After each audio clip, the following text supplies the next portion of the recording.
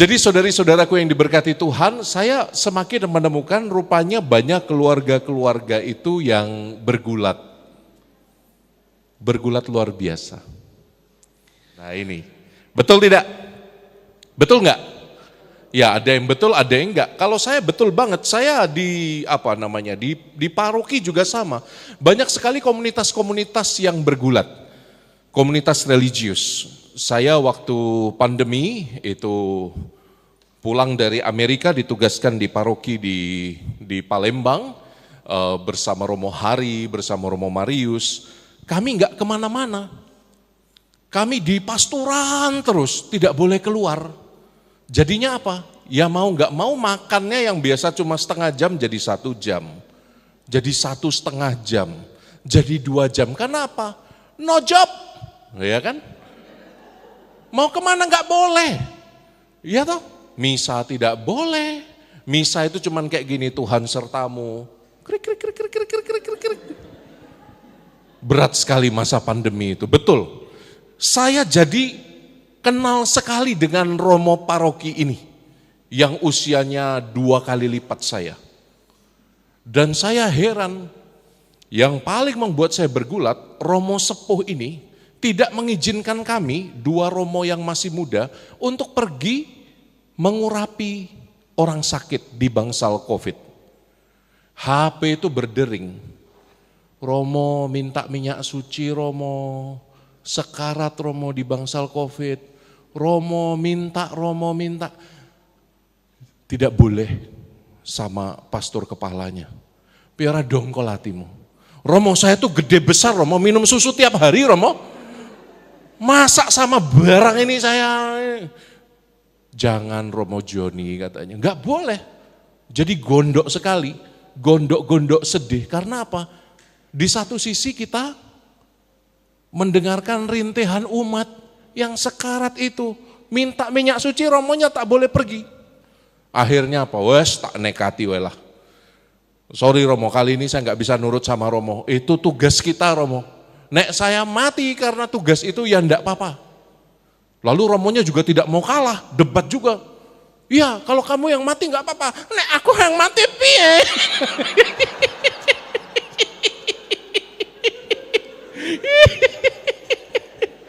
Karena beliau sudah 76. Sudah 70. Lalu saya terhentak yo. Oh iya juga yo. Ya wes Romo, saya diisolasi, habis perminyakan kok, saya diisolasi enggak apa-apa.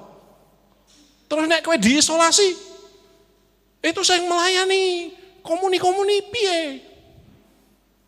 Ya Romo yang lain lah Romo cari, pokoknya yang ini tak selamatkan dulu, pengurapan orang sakit itu loh. Ya sudah, akhirnya kami konflik dan saya tetap ngengkel, karena itu saya merasa kuat dan hebat. Akhirnya saya pergi, Anda tahu rupanya memang Tuhan tidak mengizinkan saya untuk memberi minyak suci, sulit banget. Mengapa? Bukan sulit tidak ada minyaknya, boleh masuk, tapi habis itu kan diisolasi, enggak masalah. Tahu yang sulit apa? Cari baju APD seukuran saya. Wah ngelepol, enggak ada. Perawatnya sudah bingung, dokternya sudah bingung, tim pelayanan doa di rumah sakit juga sudah bingung. Anda tahu apa yang dilakukan? Mereka ambil, itu loh, ada Bu Dokter ya, ambil taplak operasi itu Bu Dokter, terus dibolongi, kepala saya dipakein, semuanya diikat, pakai spray, bayang no. Romonya pakai spray,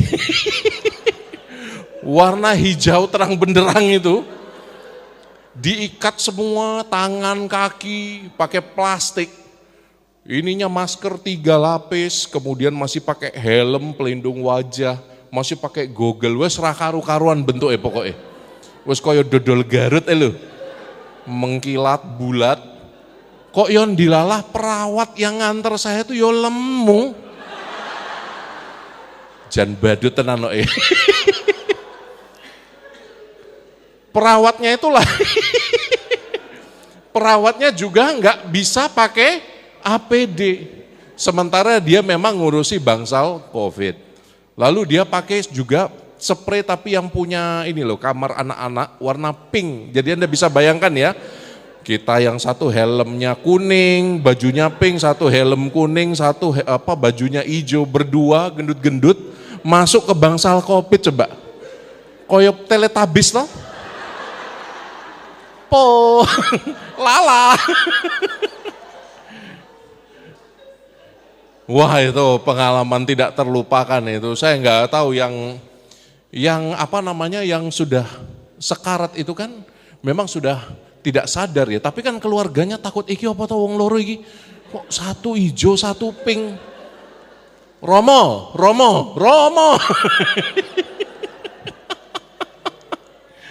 Nah di situ pengalaman konflik terjadi luar biasa pada saat pandemi pun keluarga-keluarga. Bukan hanya Anda loh, komunitas-komunitas para romo, para suster, para bruder bergulat luar biasa. Karena yang biasanya kita punya kesempatan tidak terlalu dekat, tidak terlalu akrab, sekarang dipaksa untuk dekat dan akrab. Tidak ada waktu pribadi, tidak ada me time, semua sampai kentut pasangan Anda pun Anda tahu baunya apa. Dan Anda bisa komparasi, kok baunya lain ya dengan saya padahal makanannya sama. Sedekat itu, sampai bosen dan jenuh waktu pandemi.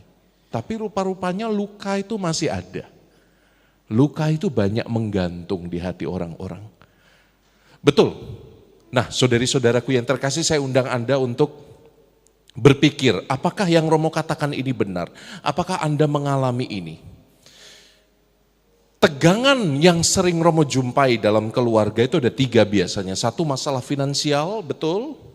Ya, urusan anak sekolah, bayar listrik, apalagi kalau Anda tinggal di sekitar sini, aduh mahal sekali tinggal di sini ya. Tadi saya dengar bayar air itu 600.000, gila, lape ceng bayar air, ya toh?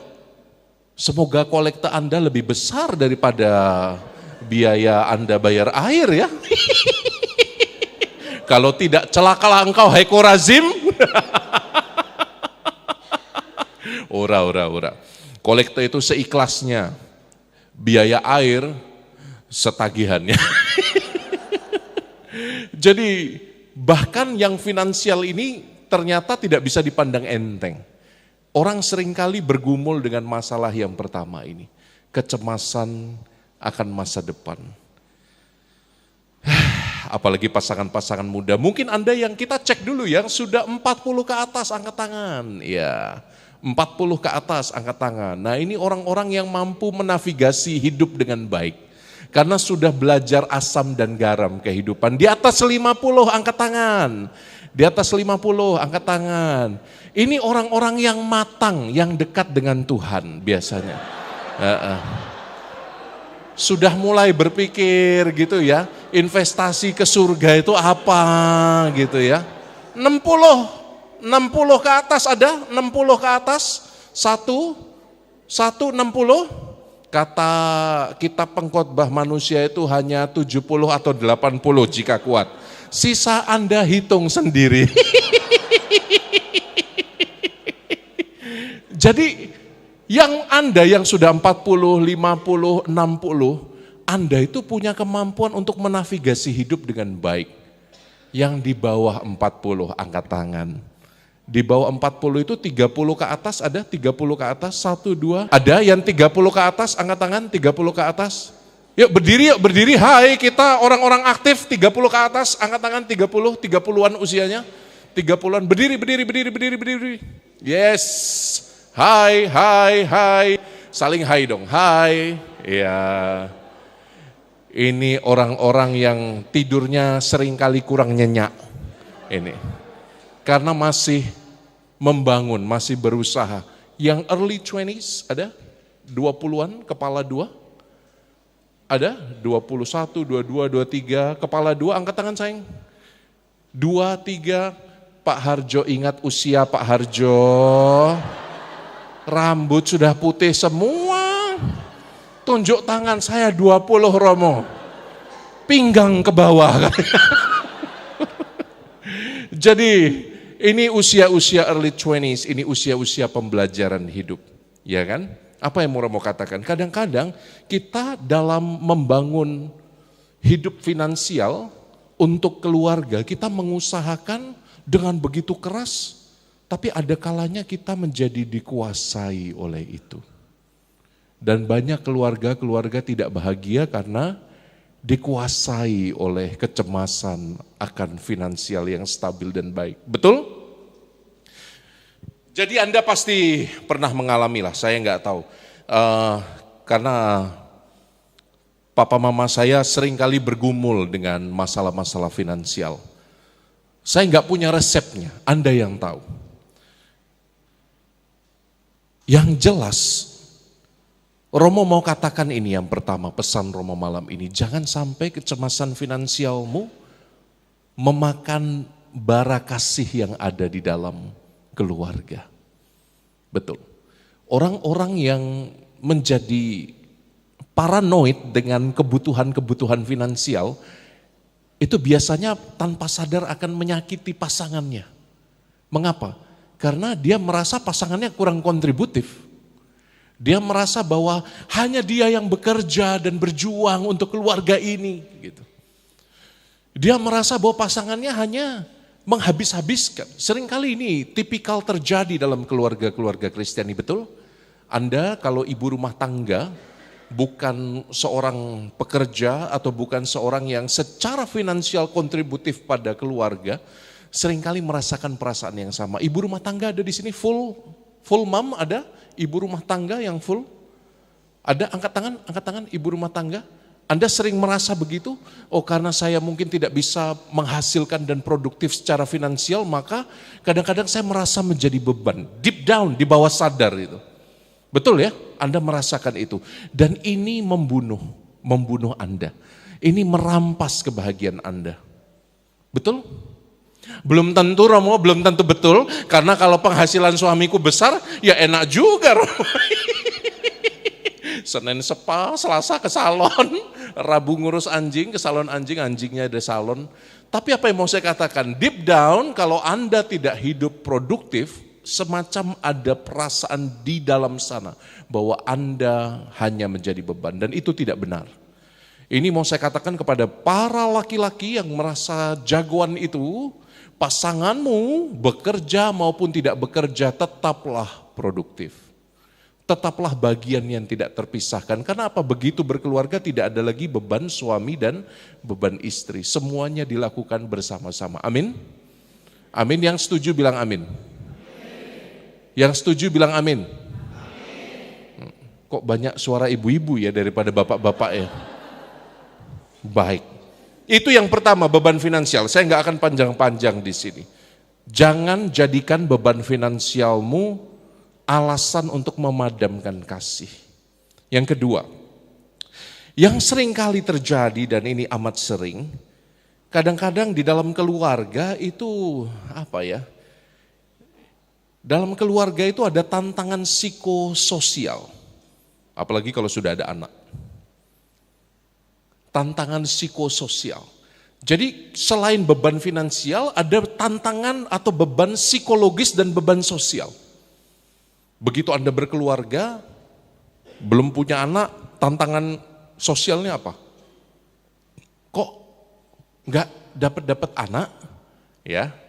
Begitu sudah dapat anak, kok anaknya cewek semua? Sudah dapat anak cewek? Loh, kok yang cowok kayak cewek? Orang lain itu tidak akan bahagia melihat Anda bahagia umumnya loh. Karena apa? Semacam ada pressure terus dari orang lain. Betul? Betul? Apalagi kalau relasi Anda, relasi sosial Anda dengan mertua itu tidak baik-baik saja. Aduh, rasanya hidup ini berbeban jauh lebih berat daripada umumnya. Tantangan psikologis, kadang-kadang bahasa kasih Anda tidak dimengerti satu sama lain. Saya inginnya begini, tetapi kenapa dia begitu? Saya inginnya A, tetapi mengapa dia buat B? Kadang-kadang kita tidak apa? Kita tidak cukup puas dengan pasangan kita, karena komunikasinya macet. Dan ini sangat sering terjadi. Sangat sering terjadi. Mengapa Romo tahu? Karena baik ibu-ibu dan terlebih AI-AI banyak curhat ke Romo. Jadi romo-romo itu kalau di meja konsultasi, di ruang konsultasi tengahnya selalu ada meja. Anda tahu fungsinya? Guru rohani saya selalu bilang, Romo selalu ada meja di tengah ya. Kalau di ruang konsultasi, Anda tahu kenapa fungsinya? Supaya apa kira-kira? Perhatikan di setiap pastoran itu, ruang konsultasinya selalu ada meja di tengah. Kira-kira ngapain itu? Supaya ketika ayah ini atau nona-nona ini mencurahkan perasaannya sampai menitik air mata, dia tidak segera bisa langsung memeluk romonya. Jadi dibatasi. Karena andai kata tidak ada meja, apa yang akan dilakukan kira-kira? Romo. Saya akan langsung menjawab, ai.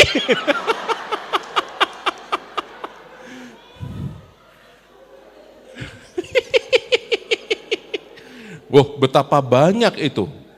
Romo-romo jatuh awalnya dari konseling, betul ya? Mulainya konseling, lalu terjadi konsleting, ya toh? Dari konsleting turun ke resleting. Bar kui blending.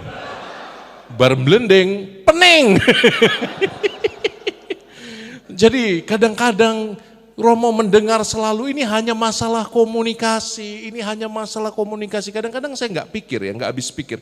Kenapa kok pasangan-pasangan itu susah sekali berkomunikasi?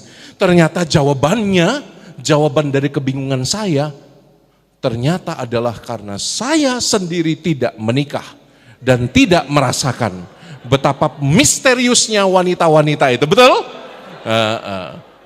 Kadang-kadang wanita-wanita itu apa ya? Inginnya dimengerti terus gitu ya, sehingga kadang-kadang dia merasa bahwa tiap laki-laki itu harus menjadi seperti dukun, harus bisa membaca pikirannya. Sudah 5 tahun aku hidup bersamamu, suamiku, tapi engkau tidak juga mengerti apa yang ada dalam isi hatiku.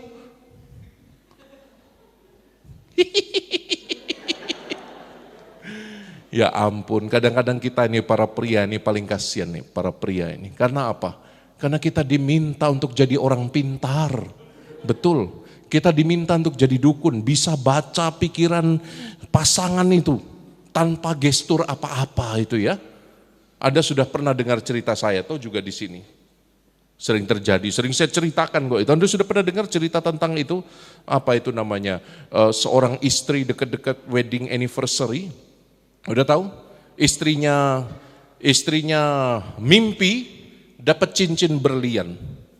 Lalu dia cuma kasih kode, oh papi semalam mami mimpi wedding anniversary ada cincin berlian. Apa ya papi kira-kira artinya apa kira-kira mimpi mami? Papi apa artinya? Waduh, si suami merasa terintimidasi, wah kode keras ya toh. Lalu si suami pulang dari kerja itu membawa bungkusan, maminya udah dandan, udah semprot-semprot nggak karuan, mana-mana disemprot pokoknya untuk menyambut papi. Bungkusan apa itu? Ya, Anda tahu suaminya beli apa? Mami, mari kita cari tahu arti mimpi mami. Papi belikan buku tafsir 1001 mimpi. Edan no? Lanang kurang ajar.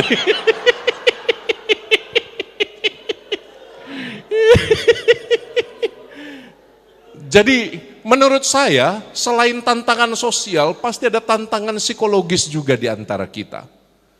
Coba Anda lihat, tidak ada pasangan yang sempurna. Ini poin kedua yang Romo mau bilang malam ini. Tidak ada pasangan yang sempurna. Mengapa? Karena engkau tidak sempurna. Jangan mimpi dapat pasangan sempurna. Mengapa? Engkau sendiri tidak sempurna. Engkau dari debu dan tanah diciptakan, cuma dikasih napas. Untung Gusti Allah enggak COVID. Nek COVID kuwi isine COVID tok kuwi. Anda itu hanya debu dan tanah. Maka kita itu punya banyak kelemahan. Jenenge lemah, soko lemah.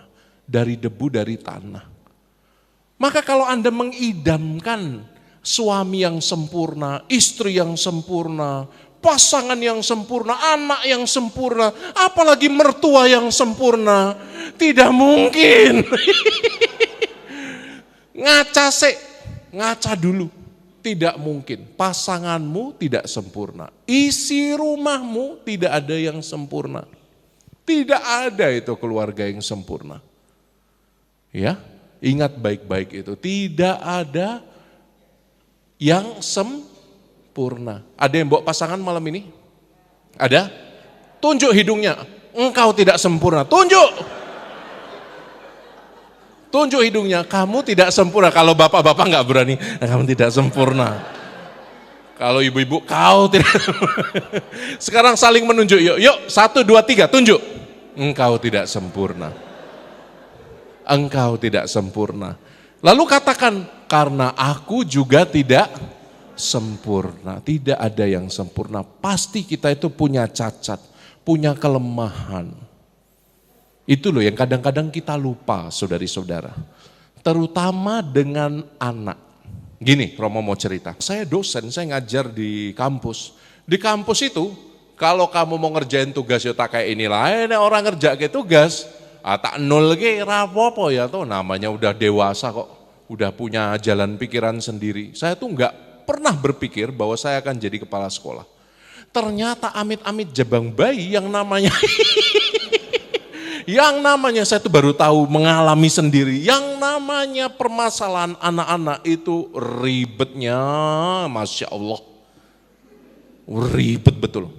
Kalau di pendidikan tinggi, perguruan tinggi, dia tidak kerjakan tugas, ya wes toh, nggak dapat IP-mu jelek gitu toh, jelas toh, udah selesai perkara.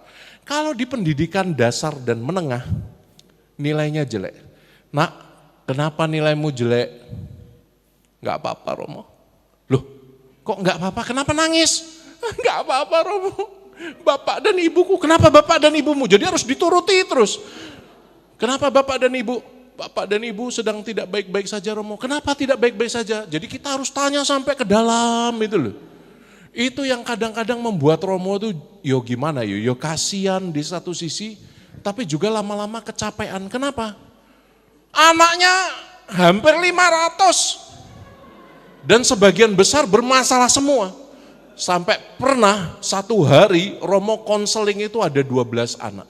Wes tobat gue, aku gak kuat lagi Tuhan. Tuhan karep mulah piye iki. Gak ketemu jalannya. Saya tuh pernah sampai komplain di depan salib Tuhan waktu adorasi. Tuhan, aduh ini Tuhan, angge-angge orang-orang, orang melu gawe, melu ngomong.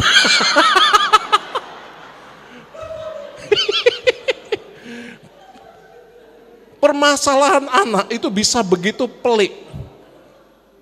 Lah yo to masak Romo melu gawe enggak entuk. Entek wesan. Habis. Jadi apa yang Romo mau katakan? Kadang-kadang keluarga-keluarga itu tanpa sadar loh. Bapak Ibu tanpa sadar Anda punya masalah dengan anak Anda. Tapi Anda tidak sadar. Mengapa? Wes kulino sudah biasa pendidikannya kayak gitu. Serem loh lihat anak-anak zaman sekarang. Pas retret, Romo kan sering mendampingi anak-anak muda retret. Itu cerita, Romo, saya melihat ibuku Romo selingkuh. Ngegap di kamarnya Romo dengan pria lain. Aduh Tuhan Yesus. Romo, ibuku Romo, tidak menghargai ayahku Romo. Ayahku pulang malam sedikit, piring terbang. Gelas terbang. Beneran ini. Romo, bapakku Romo sangat keras. Saya kalau buat salah dikit dikurung di kamar mandi Romo. Romo, waduh, pokoknya mendengarkan kisah anak-anak itu terenyuh. Dan sebagian besar itu datang dari mana? Dari ekspektasi orang tua yang tidak terpenuhi. Hati-hati, Anda kalau punya anak, ini Romo cerita ya, Anda kalau punya anak, hati-hati, jangan menjadikan anak Anda itu semacam pelampiasan diri Anda yang tidak terpenuhi ketika Anda muda, ketika Anda kecil. Misalnya wong tuane nilainya elek terus ya toh, lalu anak dia punya anak brojol, gitu ya. Lalu Dipaksa belajar Senin, Selasa, Rabu, Kamis sampai Minggu sampai Senin lagi belajar terus. Karena apa? Jangan seperti papa ya nak. Papa dulu bodoh, kamu harus pintar. Dan kadang-kadang anak menjadi extension dari diri. Tahu extension ya? Rambut kan bisa disambung itu. Nah, ya toh? Anda rambutnya pendek, sambung ya toh? Anda pengennya digelung, nggak punya, rambutnya pendek, sambung ya toh? Nggak tahu extension itu bisa untuk orang botak nggak? Nggak iso ya? Hah? Saya kan nggak tahu, nggak iso ya? Hah? Extension itu bisa untuk orang botak, nggak bisa ya? Nggak ada tempat jepitnya soalnya. Saya juga nggak tahu ya. Ya nggak tahu, nggak pernah kok. Tapi yang saya tahu adalah kadang-kadang anak itu menjadi extension dari apa yang sebetulnya tidak pernah kita alami, betul? Dan kadang-kadang kalau anak gagal Anda kecewa. Ketika anak berbuat sesuatu yang keliru, Anda menganggap, oh kok bisa ini kesalahan ini terulang kembali gitu. Hati-hati, anak Anda bukan diri Anda. Anak bukanlah Anda. Camkan baik-baik. Anak bukanlah Anda. Banyak anak kecewa tentang ini. Ini Romo cerita random karena ini sering kali terjadi tantangan psikososial dalam keluarga. Relasi yang tidak baik, pendidikan yang terlalu menuntut. Dan yang terakhir, tantangan spiritual. Jadi pertanyaannya kembali, bagaimana saya bisa melihat kuasa Allah bekerja dalam keluarga saya yang tidak sempurna itu Romo, dalam suamiku yang suka bangun siang, dalam istriku yang sudah tidak lagi merawat badannya dengan baik Romo, sehingga setelah melahirkan Romo tidak berbentuk.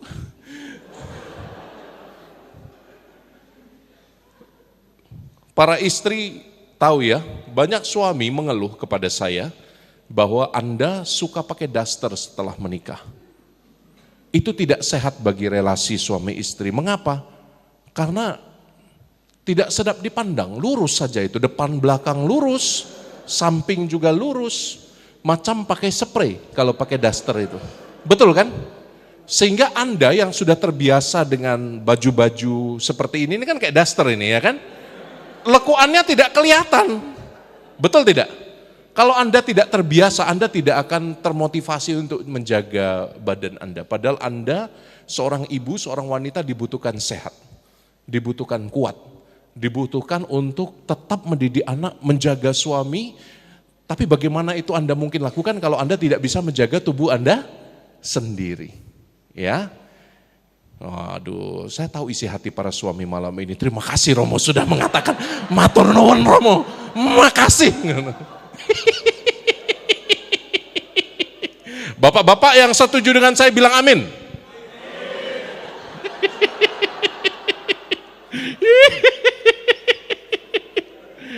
Baik, yang terakhir, tantangan ketiga penutupnya ya, ini yang paling penting. Tantangan spiritual. Rasul Paulus bilang apa? Musuh-musuhmu itu bukan yang di dunia. Musuh-musuhmu adalah penguasa udara. Siapa itu penguasa udara? Yang tidak kelihatan. Siapa? Yang ketawanya kayak Romo Joni. Nah, itu. Musuhmu itu, hai pasangan-pasangan Kristiani, adalah roh-roh kenajisan. Itu musuh. Betapa banyak sekarang pasangan-pasangan tidak menemukan lagi kenikmatan dalam hubungan seksual. Karena apa? Karena sudah pernah jajan dengan yang lain. Dia tidak menjaga kekudusan hubungan suami istrinya. Dia menjadi cemar dan itu jahat di mata Tuhan. Anda tahu kisah Raja Daud dihukum karena apa? Raja Daud yang gagah perkasa dan selalu menang itu dihukum Tuhan karena apa? Mosok lali, kitab suci loh. Hah? Kenapa? Hah? Hah? Betseba diapain? Hah? Udah dewasa semua, ada anak-anak gak ini? Oh no yo, kurang. Ya anggap saja udah dewasa. Betseba itu istri Uria, panglima dari Raja Daud.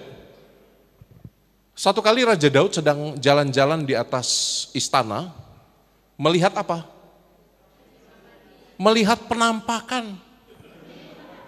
Batsheba lagi mandi. Makanya suami-suami, jangan sering jalan-jalan sendiri. Kitab suci sudah katakan itu. Si setan itu bisa datang dalam keadaan apapun, Anda tidak cari-cari, godaannya datang sendiri. Kayak Romo sering bilang begitu. Tuhan, kenapalah saya sering dipertemukan dengan banyak wanita cantik Tuhan.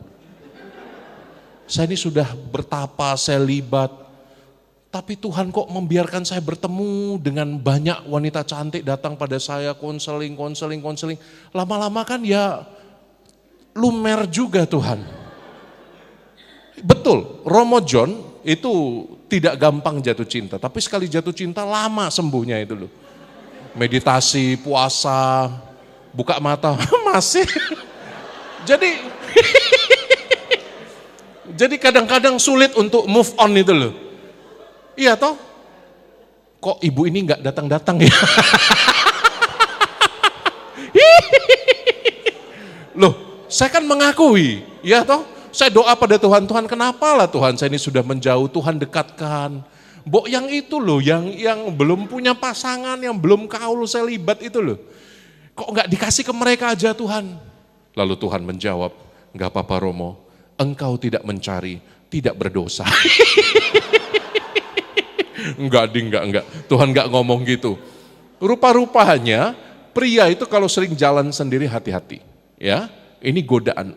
Istri Uria yang namanya Batsheba itu sedang mandi lalu diintip oleh Daud.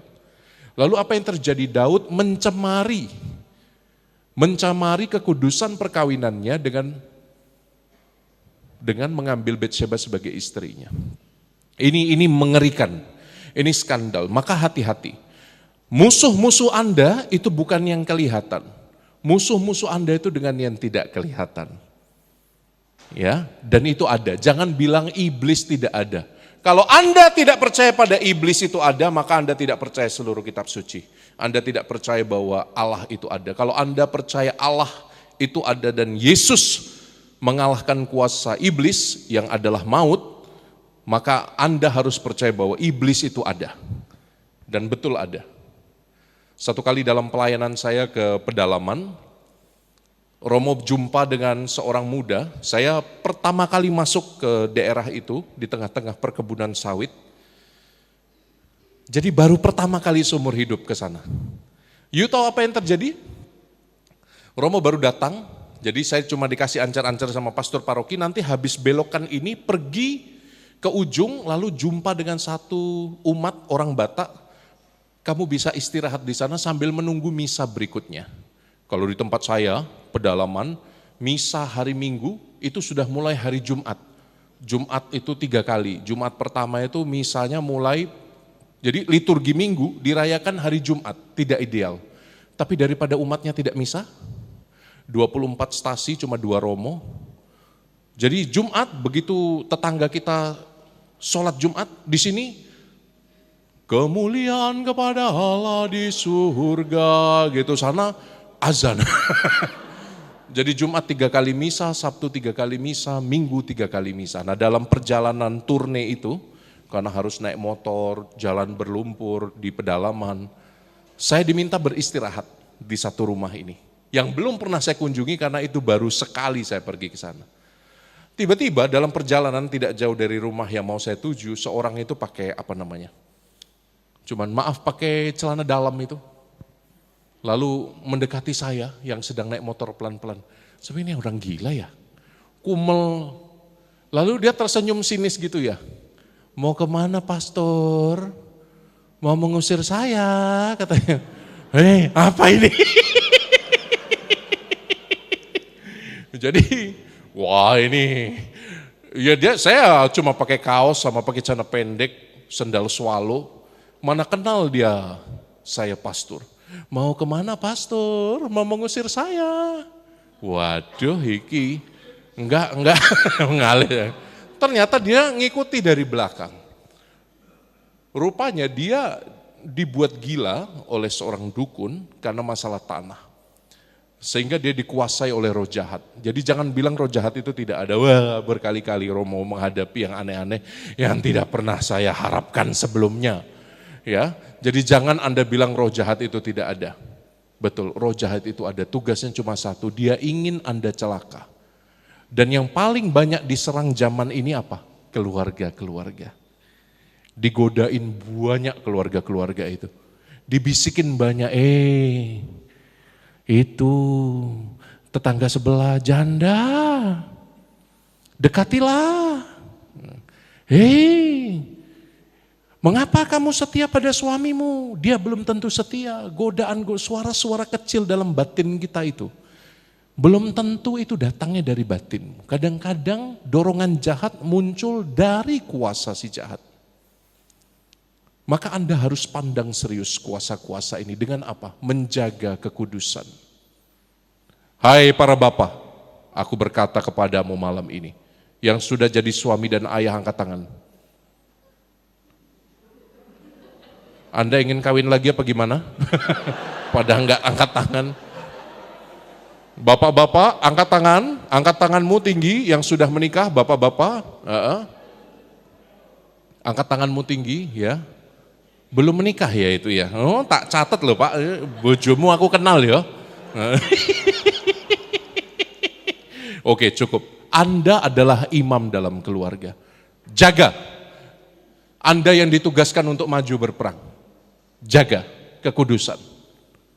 Maka Anda yang ditugaskan dan diurapi menjadi imam dan pelindung dalam keluarga, Anda punya kuasa untuk melindungi. Ada banyak cerita di mana satu rumah itu kadang-kadang belum sempat diberkati romo, Anda pindah tidak tahu, di situ pernah terjadi apa, Anda tidak mengerti. Yang jelas ada gangguan-gangguan yang tidak bisa dijelaskan oleh akal sehat, ya. Pernah lihat ya? Oh, kalau saya pernah itu lihat, ada diceritain, romo kalau sudah jam 3 malam itu kamar diketok-ketok, buka pintu nggak ada orang. Atau pernah lihat kursi jalan sendiri romo, kursinya goyang dewek. Lalu pernah dengar suara-suara di rumah itu, kayak orang naik tangga, dibuka nggak ada orangnya. Nah, kadang-kadang yang tidak masuk akal ini, Anda tidak perlu takut. Bapak-bapak, Anda dilengkapi khusus dengan sakramen perkawinan untuk menjadi imam, raja dan nabi dalam keluarga Anda. Jadi Anda maju itu dengan kuasa sakramental. Ingat, kuasa sakramental. Luar biasa ini. Allah menetapkan Anda untuk jadi imam dan pelindung. Jadi kalau ada bunyi-bunyian yang tidak jelas sumbernya, jangan berlindung di balik istri Anda. Mama, takut. Istri-istri kalau ketemu suami macam itu, ambil centong nasi. Anda itu imamnya, Anda punya kuasa sakramental untuk maju dan mengatakan dalam nama Yesus Kristus, Tuhan Raja semesta alam, kau pergi atau kau musnah, kau hancur. Anda bisa buktikan sendiri omongan saya. Semoga tidak pernah terjadi. Tapi kalau terjadi, Romo sudah ngomong ya, Anda punya kuasa. Malam ini ibu-ibu boleh tes. Dulu ada satu, saya sampai jam berapa ya? Sudah selesai ya? Hah? Sudah ya? Hah? Saya tuh nggak bawa jam hari ini, saya nggak bawa chargernya. Sabar ya, kuota masih banyak. Jadi saya pernah ngetes, ada satu frater yang penakut sekali. Saya pikir-pikir gimana nih mau jadi romo penakut ini. Takut setan, jadi kalau tidur lampu selalu hidup. Kan kita pikirnya wah PLN ini naik ini. Jadi kita pengen latih dia supaya dia itu dia itu pemberani gitu loh. Wah mau jadi romo takut setan, setannya musuh malah takut mau jadi romo. Ya memang kemudian dia tidak jadi romo sih.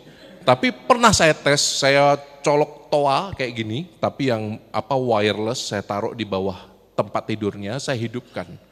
Lalu malam-malam jam 2 itu saya buka wirelessnya, saya panggil namanya. Dari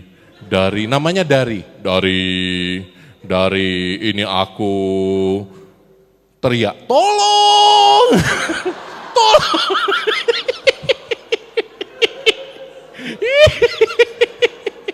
Jahat bener ya Romonya ya. Ya memang dia tidak jadi Romo, tapi saya juga pernah dikerjain sama dia. Jadi dia balas ngerjain saya besoknya itu. Saya kalau berangkat ke kampus itu selalu mepet-mepet waktu karena kampusnya dekat di Jogja, itu hanya 5 menit dari rumah. Jadi biasanya kurang 5 menit saya baru ngontel sepeda ontel itu loh. Jadi satu hari saya heran kenapa kok saya naik sepeda, orang-orang kok ketawain saya, kenapa tau senyum. Kenapa ini, pikir saya ya, apa yang salah dengan saya, resleting rapet, apa yang keliru gitu ya. Rupanya frater ini balas dendam. Di Jogja waktu saya masuk itu kan pas gempa Jogja, ingat ya gempa yang gede itu, banyak bantuan pakaian dalam wanita untuk pengungsi. Sisa oke banget, salah satunya sisa bra, maaf ya. Jadi branya itu diikat di sepeda saya, di sadel. Jadi sepanjang saya jalan itu berkibar di belakang. Wah badut ya. Jadi ya itu, apa yang mau katakan, you bapak-bapak punya power untuk menjadi imam dan pelindung. Catat baik-baik. Para istri, kalau Anda mulai curiga bahwa suami Anda tergoda, bahwa anak Anda itu mulai bertumbuh dalam suasana lingkungan yang kurang baik, duduk, berlutut, nyalakan lilin, berdoa.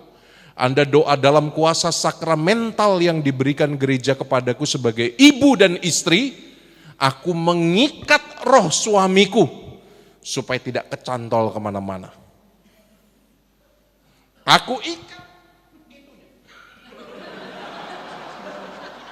Karena itu hakku.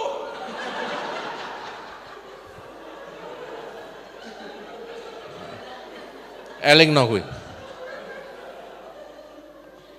Loh itu kuasa istri. Duduk dalam doa, nyalakan lilin di depan salib, sebut nama suami Anda. Aku ikat suamiku. Sebut namanya.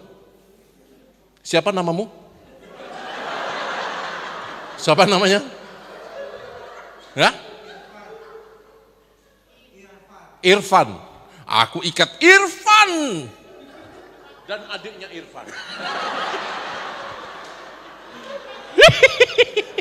Loh ini enggak saru, ini tenanan. Anda punya kuasa ibu-ibu. Juga kalau anak Anda kurang lebih lagi mulai, biasa kalau teenagers itu tergantung lingkungannya. Kalau lingkungannya baik maka baik. Kalau tidak baik mulai eksplorasi diri, mulai macam-macam. Ikat rohnya, itu anak Anda. Anda punya kuasa atas anak Anda. Tapi ini seringkali tidak disadari oleh suami dan istri bahwa you punya power. You punya kuasa spiritual. Oke? Maka pesan Romo yang terakhir, karena sudah malam. Dengar baik-baik. Kok saya kayaknya marahin siswa? Dengar baik-baik. Dengar baik-baik. Bagaimana Romo caranya supaya saya melihat kekuatan Allah? Tidak lain, tidak bukan. Anda harus melihat bukan dengan mata kita yang dua ini. Anda kadang harus memejamkan mata supaya bisa melihat yang lebih besar daripada Anda. Kadang-kadang Anda harus mendengar, tetapi bukan dengan dua telinga fisik ini. Kadang-kadang Anda harus mendengar dalam keheningan. Anda harus mendengar firman Tuhan dalam keheningan. Supaya Anda bisa melihat ternyata keluargaku luar biasa. Walaupun banyak kelemahan, banyak cacat, tidak sempurna, tapi cinta menyatukan kami. Cinta dalam ketidaksempurnaan. Kadang kalau kita bergumul dengan rasa tidak puas, duka cita, kita bergumul dengan rasa susah dalam hidup ini. Khawatir terus-menerus. Ingat, Anda kadang-kadang sekali lagi harus bisa pejamkan mata, buka telinga, melihat dengan mata batin, mendengar dengan telinga spiritual, merasakan dengan hati bahwa Allah hadir dalam ketidaksempurnaan.